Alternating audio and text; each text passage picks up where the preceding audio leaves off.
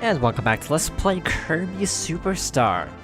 Last time we finished up the tower area, now we're kind of in a garden area. I forgot to look up the name of this area, to be completely honest. Last time we went through this little section, and I actually forgot a treasure, so we're going to get this really quickly. This is the Pegasus Wing. Pretty cool. That's it for this area, by the way. Yeah, just missed that one treasure last time. So now, we want to go to the left. So as we go on, we want to pick up this jet power-up. Preferably 2 of them. That is the wrong button. I'm not really used to the controls in this game because it's like a SNES style where like B's jump, Y's attack, etc. And that's just something I never really got used to because I was like an NES kid. And you know, GameCube did not do that because on the GameCube controller, the A button is super prominent compared to literally everything else. So yeah, it's a very different setup. So we got several cannons. We want to go into this first cannon, which takes us to a one-screen puzzle. Puzzle in large air quotes, because all you need to do is just destroy them all except the last one. That's your puzzle. Not a problem whatsoever. So we got the Christmas tree. The guide I was looking at, which by the way is Kirby's Rainbow Resort, fan site that has like a bunch of maps and such. They dismissively call that like the Christmas tree room, which I mean it's accurate. So for the next room, break that block and then hit the switch. You have to destroy those blocks in order to get into this cannon. I mean, what else would you call that room other than the Christmas tree room? Because that's the room where you get the Christmas tree. There's nothing else there. So this is a bit of a maze. Albeit an easy maze. Basically, what you want— oh yeah, by the way, in the DS version that got a sprite change, a drastic sprite overhaul, where it actually has the DK, what am I trying to say, the DK logo on it, to be more like the Kong barrel than the just the regular barrel. And that was a Lamia scale. I assume that's supposed to be reference to a Lamia, which is in, what is it, Greek or Roman? Or is— no wait, it's actually older. Yeah, it's actually a lot older than that. But it's from mythology, the Lamia. I think that's what it's referenced to. Lamias are in Persona, I know that much. This depends on the AI not being a jerk. I found the best way to do that is actually to wait. But I just wanted to point out there's a puzzle there. So, continuing onwards, I did not mean to collect that. Okay. Wake up, Kirby. So, here, you can collect parasol by going that way, and if you go kind of around like this, you end up at this door. You got falling blocks. Oh wait, you jump and push down and square, and then you do like a downwards strike. And that's, in my opinion, the fastest way to get that. Or the best way to get that. Besides, you have all these falling stars, so having a parasol is actually super helpful. Okay, that takes you back to the entrance. Of course, we don't want to do that yet, because we are not nearly done with this yet. So yeah, anywhere you see like a gap in the clouds or like a star, that probably means you can go there. This room is useless other than, you know, healing items and a 1-up, which we don't need because we have 5 lives. Should be fine. Now there's something I was gonna point out about this, but I forgot what it actually was.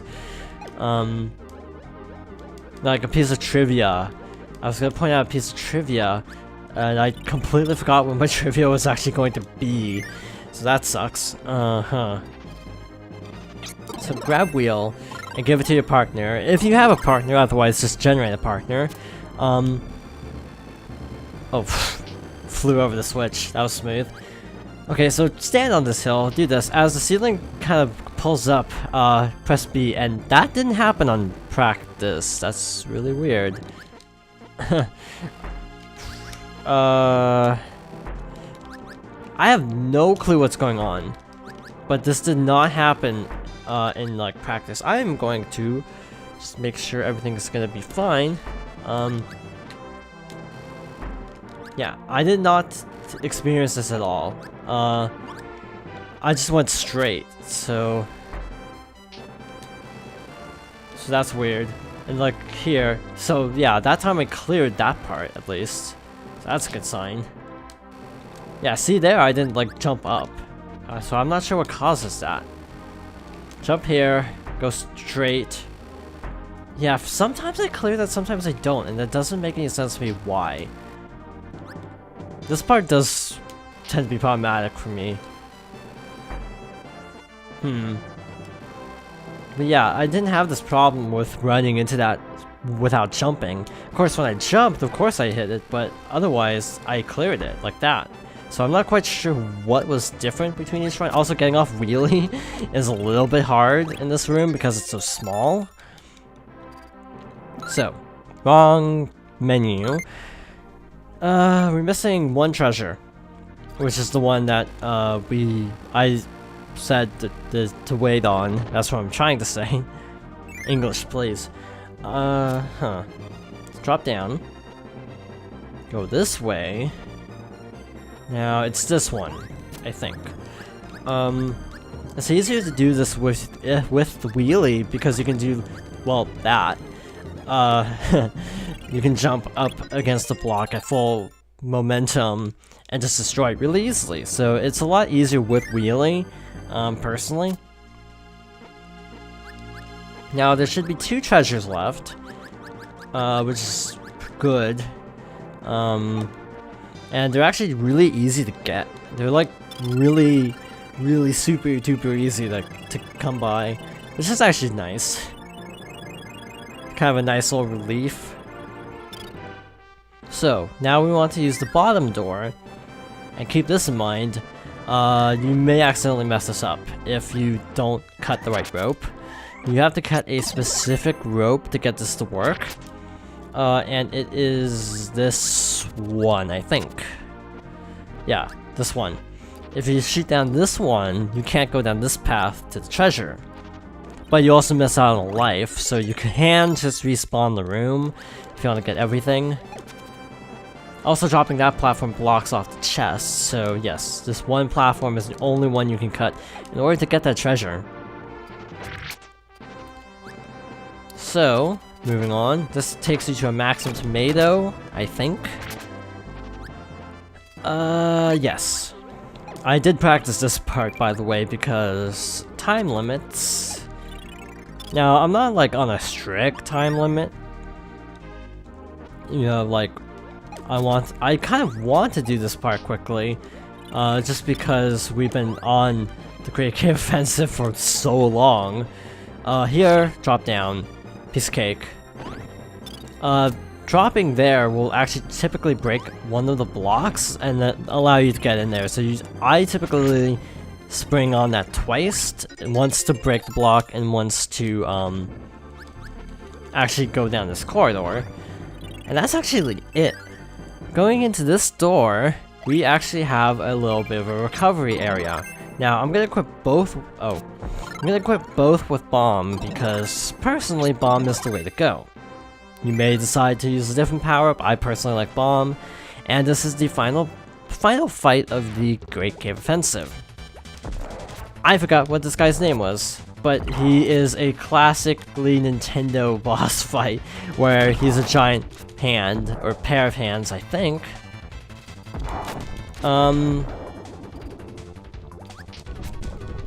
Yeah, I think the design of this boss was actually super controversial back in the day, kind of like Jinx from Pokemon. So I think this boss was actually redesigned in the DS version. I think it's still fought the same way, but it just looks different. It's kind of hard to throw bombs, straight up. I did not mean to run into that. This fight tends to give me some trouble. Okay, a lot of trouble. So he tries to grab you, and then it's very much a HAL Labs kind of fight. I guess that's a good way to put it. You know, Master Hand, kind of reminiscent of that fight. Oh wow, I did not know that that stopped like that. Wow, I'm actually... Oh, I forgot that they come back up again. And I'm alive. I don't know how I'm alive. Shoot. Block. That actually killed me. Through a block. Okie dokie. That kind of is unfortunate. Let's try ice. Let's try ice. See if that goes better. Now with ice you have less vertical range, so we have to rely more on hitting it when it's on the ground, which is a little bit tough. Yeah, ice and freeze from the previous game are kind of merged, so keep that in mind as well. Try not to like dash straight into it. It's attack.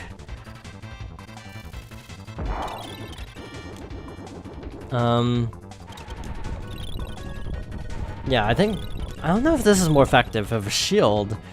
There are some bosses that you just legit cannot guard against. You will take like chip damage even if you are guarding, so keep that in mind. Definitely keep that in mind.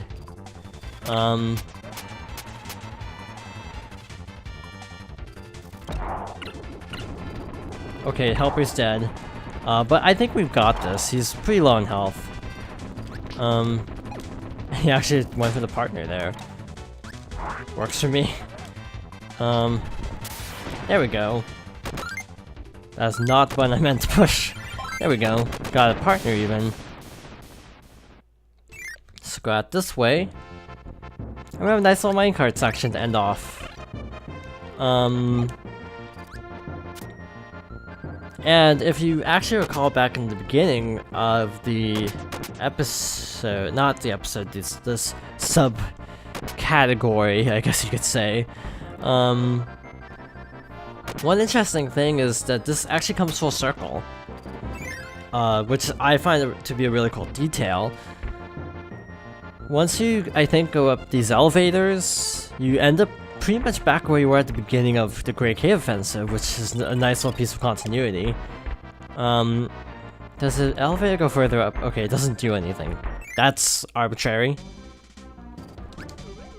So if we break this, we'll see that we are back at the beginning, but they don't let you go back. So there's kind of a new game plus, where if you missed a treasure, you can actually go back and get all the treasures you missed.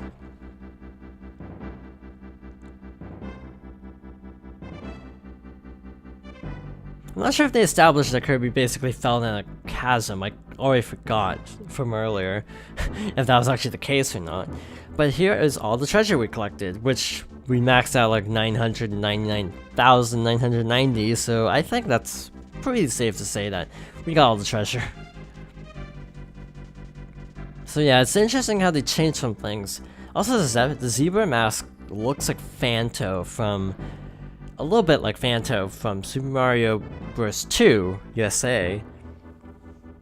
Yeah, Springtime was different. All the heart ones were different.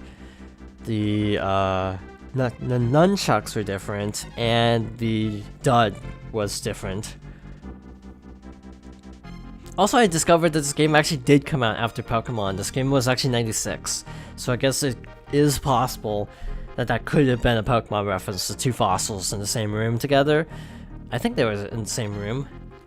I kind of already forgot what I recorded earlier today. Yeah, I recorded the first part a few hours earlier than this, so I already forgot a lot about what I did in this. Also, the DS version actually has FMVs, so this is actually a lot better looking in the DS version. Yeah, the DS has full cutscenes, which is pretty cool. Just kind of a minor detail. King's Cape, model ship. The model ship looks like a crescent moon. I don't know if that's supposed to be significant. Got the charm, which looks like something out of Castlevania. Kong Sparrow, Ramia scale, shiny bamboo. I don't know if that's a reference to anything. Shiny bamboo feels oddly specific. This predates Animal Crossing, so the raccoon doll isn't even a Tom Nook reference. And the Triforce, I didn't really make note of that, but yeah, the Triforce is the last treasure in the main mode, assuming you go completely in order. Which is a fitting last treasure. So yeah, basically all of Nintendo's franchises of the SNES era were represented, and that's your ending screen if you collect everything, if I recall correctly. So, that ends the Great Cave Offensive. Now, we didn't unlock anything new, which tells you that Milky Way Wishes is chronologically the last mode. The next mode is the Revenge of Meta Knight, which we will be tackling next time. Level 4 difficulty. Personally, this is my favorite, and it's a lot of people's favorite, actually. So yeah, that's gonna be fun. But in any case, thank you for watching, and I hope you join me next time for more Kirby Superstar.